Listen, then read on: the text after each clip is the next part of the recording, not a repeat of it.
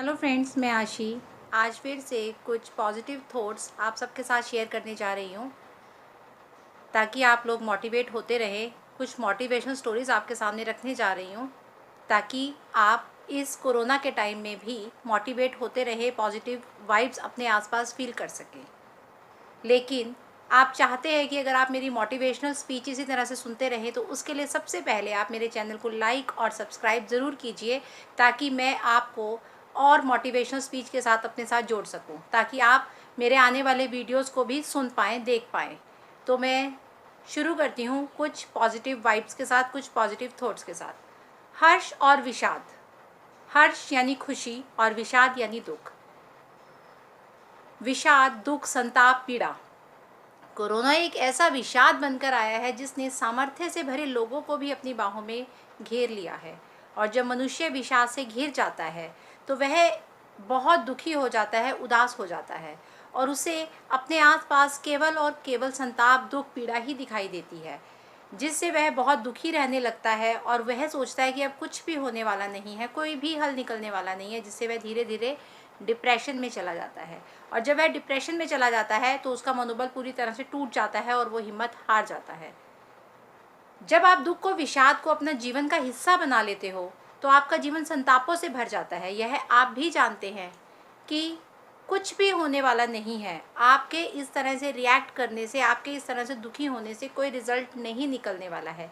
लेकिन फिर भी आप उस दुख को, उन चीज़ों को अपने ऊपर हावी होने देते हो, जिससे वो चीज़ें आपके ऊपर इतनी हावी हो जाती हैं कि आपके दिमाग पर इतना गहरा असर पड़ता है कि आप उस डिप्रेशन से निकल ही नहीं पाते हो और डिप्रेशन को ही अपनी लाइफ बना लेते हो। उससे केवल आपका जीवन अंधकार से भरता है। आपको अपने चारों तरफ सिर्फ अंधकार दिखाई देता है और स्वयं आपको पहचानना होगा कि आपको उस अंधकार से कैसे निकलना है। उसका जवाब भी आपको अपने भीतर से ही मिलेगा। समय कभी एक सा नहीं रहता। आइए आज मैं फिर आपको एक कहानी के माध्यम से कुछ चीज़ें समझाना चाहूँगी, एक कहानी के माध्यम से आपको जोड़ना चाहूँगी। तो मेरी कहानी का शीर्षक है दो पत्ते। एक बार, बहुत समय की बात है, गंगा नदी के तट पर एक वृक्ष था जिससे दो पत्ते गंगा नदी में गिर गए। एक पत्ता थोड़ा आड़ा गिरा, आड़ा यानी तिरछा। एक पत्ता तिरछा गिरा और एक पत्ता सीधा गिरा। जो पत्ता तिरछा गिरा था उसने यह सोचा कि आज मैं गंगा नदी में जो गिरा हूँ, तो आज गंगा नदी को उसने चैलेंज किया कि आज मैं तेरे प्रवाह को रोक कर रहूँगा। चाहे मुझे कितनी ही प्रॉब्लम्स आए, कितनी ही हर्डल्स आए, आज मैं तुझे आगे नहीं बढ़ने दूंगा और मैं तुझे रोक लूँगा। वह ये जानता था कि वह गंगा को नहीं रोक सकता और गंगा नदी को तो पता भी नहीं था कि कोई पत्ता उसको चैलेंज कर रहा है, क्योंकि कहाँ गंगा नदी और कहाँ वो छोटा सा पत्ता। और जो पत्ता सीधा गिरा था उसने किसी को चैलेंज नहीं किया। जो पत्ता टेढ़ा गिरा था उसने अपने लाइफ को स्ट्रगल से भर लिया, दुखों से भर लिया, संतापों से भर लिया, ये कहकर कि मैं तुझे आगे नहीं बढ़ने दूंगा, और पूरा संघर्ष करता रहा। उसका संघर्ष निरंतर जारी रहा कि आज मैं तुझे रोक कर रहूँगा, चाहे कुछ भी हो जाए, मैं तुझे सागर तक नहीं जाने दूंगा। और वहीं दूसरी ओर जो पत्ता सीधा गिरा था, उसने, उस पत्ते ने गंगा नदी को कहा कि आज मैं तुझे तेरे गंतव्य तक पहुंचा कर रहूँगा। और वो यह सोचकर प्रफुल्लित हुआ, खुश हुआ, हर्ष से भर गया और अपने काल को, अपने उस समय को उसने हर्ष के साथ भर लिया, आनंदमय हो गया और वह गंगा नदी के प्रवाह के साथ बहता चला गया। गंगा नदी को ना इस पत्ते के बारे में पता था, ना ही उस पत्ते के बारे में पता था। गंगा नदी को ये भी नहीं पता था कि कोई उसे चैलेंज कर रहा है और गंगा नदी को वो ये भी नहीं कह रहा था कि कोई उसको कह रहा है कि मैं तुझे तेरे गंतव्य तक पहुंचा दूंगा। गंगा नदी तो निरंतर आगे बढ़ रही थी और उसे आगे बढ़ना ही था और गंगा नदी को तो सागर तक पहुंचना ही था। कोई भी पत्ता उसके रास्ते की बाधा नहीं बन सकता था। लेकिन एक पत्ता उसे चैलेंज कर रहा था और एक पत्ता उसमें अपने आप को, उस समय को एक्सेप्ट करके, उस चीज़ को एक्सेप्ट करके उसके साथ लीन होता हुआ आगे बढ़ रहा था, आनंदमय होता हुआ आगे बढ़ रहा था। अब फर्क देखिएगा, जो पत्ता तिरछा गिरा था उसका वही समय कितना दुख से बीता और जो पत्ता सीधा गिरा था उसने उस समय को कितनी खुशी के साथ व्यतीत किया।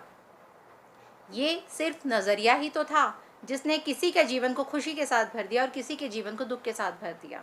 अब आप यहाँ सोच रहे होंगे कि मैं आपको ये कहानी क्यों सुना रही हूँ, इसका कोरोना काल से क्या संबंध है। इसका कोरोना काल से बिल्कुल संबंध है। वो इस तरह से संबंध है कि समय, ये समय केवल एक मनुष्य पर नहीं आया है, पूरे संसार पर आया है। कोई भी ऐसा नहीं है जो इससे बच पाया हो।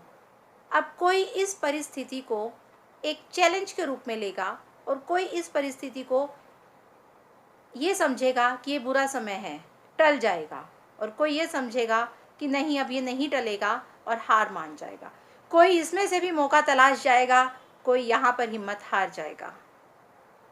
अब दूसरी बात, कोई कोरोना से संक्रमित भी हो सकता है और कोई कोरोना से संक्रमित भी नहीं हो सकता। किसी की प्रॉब्लम ऐसी होगी कि अभी कोरोना के लक्षण उसमें बहुत ज़्यादा नहीं होंगे, लेकिन वह कोरोना से संक्रमित है, लेकिन उसके ऊपर बीमारी का इतना असर नहीं है। लेकिन अगर वो पॉजिटिव सोचेगा, अपने आसपास पॉजिटिव वाइब्स लेगा और समय को एक्सेप्ट करता हुआ, उस चीज़ को अच्छे से एक्सेप्ट करता हुआ उससे लड़ेगा, तो शायद वह इस समय से निकल जाएगा। लेकिन जो हार जाएगा वो इस समय को एक्सेप्ट नहीं कर पाएगा और डिप्रेशन में चला जाएगा, और उसकी बीमारी शायद इतनी बड़ी ना भी हो जितनी वो बड़ी बना लेगा।